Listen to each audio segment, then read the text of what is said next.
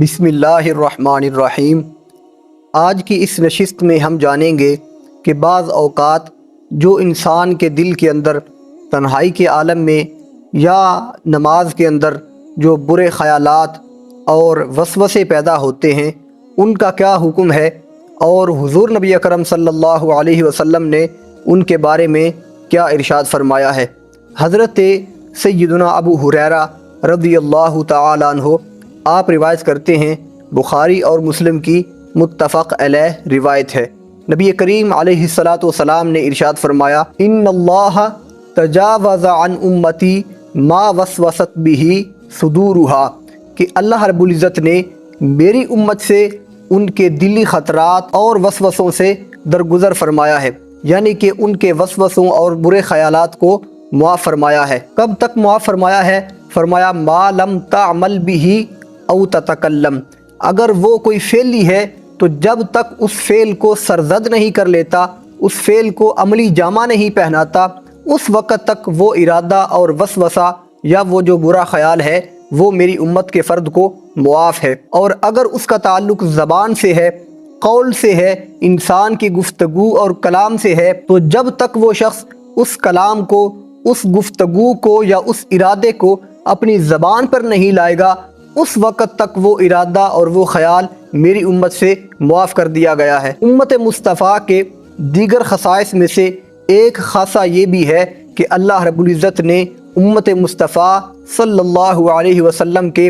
دلی خطرات اور برے خیالات اور وسوسوں کو معاف فرمایا ہے۔ یہ بھی یاد رہے کہ برا خیال، وسوسہ یہ اور ہے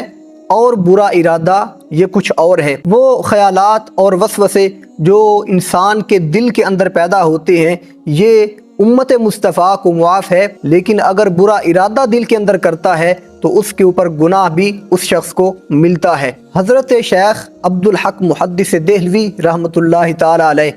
آپ ارشاد فرماتے ہیں کہ ایسا برا خیال یا وسوسہ جو بے اختیار اور بغیر ارادے کے اچانک انسان کے دل کے اندر یا انسان کے ذہن کے اندر پیدا ہوتا ہے اس کو حاجز کہتے ہیں۔ یہ آنی فانی ہے، یہ امت مصطفیٰ کو بھی معاف ہے اور پچھلی امتوں پر بھی معاف تھا، لیکن وہ ارادہ اور وہ خیال اور وسوسہ جو دل کے اندر پیدا ہو اور پھر دل کے اندر ہی باقی رہے، وہ امت مصطفیٰ کو تو معاف ہے لیکن پچھلی امتوں کو وہ معاف نہیں تھا۔ اور اگر اس برے ارادے یا خیال کے ساتھ دل کے اندر خوشی یا لذت پیدا ہو تو اس کو ہم من کہتے ہیں۔ یہ خیالات اور وسوسے اگرچہ برے ہیں کہ انسان اس سے اپنے دل کے اندر لذت اور خوشی بھی محسوس کرتا ہے، ان میں سے بعض ایسے ہیں کہ جن کے اوپر انسان کو گناہ تو ملتا ہے لیکن اس کے اوپر پکڑ نہیں ہوتی، لیکن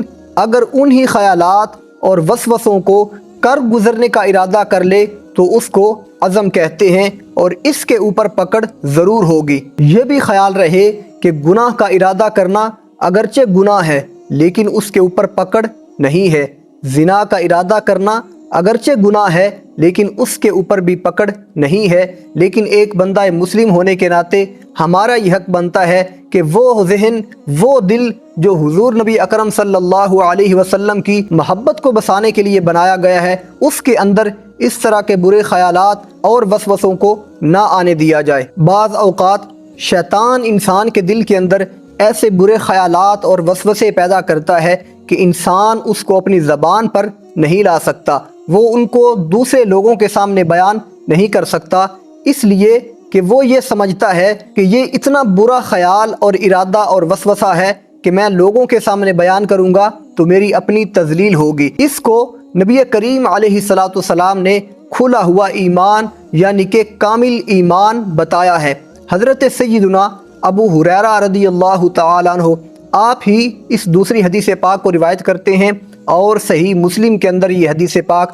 موجود ہے۔ حضور نبی کریم صلی اللہ علیہ وسلم کی خدمت اقدس میں چند لوگ حاضر ہوئے اور آپ علیہ السلام سے عرض کرتے ہیں کہ یا رسول اللہ، ہم اپنے دلوں کے اندر ایسے وسوسے اور خیالات محسوس کرتے ہیں کہ ہم ان کو اپنی زبان پر لانا بہت بڑا گناہ سمجھتے ہیں۔ نبی کریم علیہ السلام نے ان لوگوں سے ارشاد فرمایا، अवक़द वजदतुमूहु कि क्या वाकई तुम इस बात को समझते हो कि अगर तुम उन इरादों और ख़यालात को अपनी ज़बान पर लाओगे तो ये समझते हो कि ये बहुत बड़ा गुनाह होगा।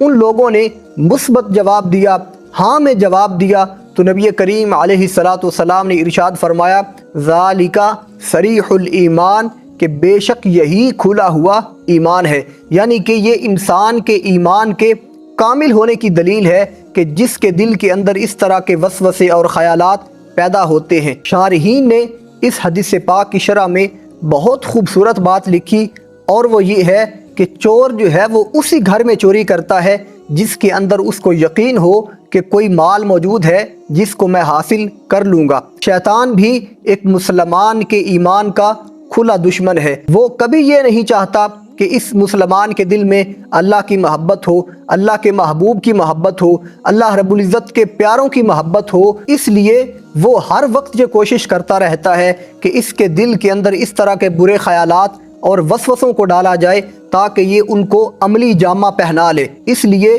अगर किसी मुसलमान के दिल में इस तरह के वसवसे या ख़यालात पैदा हों तो उसको अल्लाह का शुक्र अदा करना चाहिए कि उसका ईमान अभी बाकी है या उसका ईमान अभी कामिल है। अगर ये ख़यालात या वसवसे दिल में पैदा हों तो फ़ौरन अल्लाह रब्बुल इज़्ज़त की तस्बीह, उसकी तहमीद बयान करनी चाहिए ताकि वो वसवसे और ख़यालात दूर हों, और शैतान जो इंसान के ईमान के ऊपर हमला करता है, उसके दिल के ऊपर हमला करता है, वो अल्लाह की तस्बीह और तहमीद सुनते हुए फ़ौरन वहाँ से भाग जाए।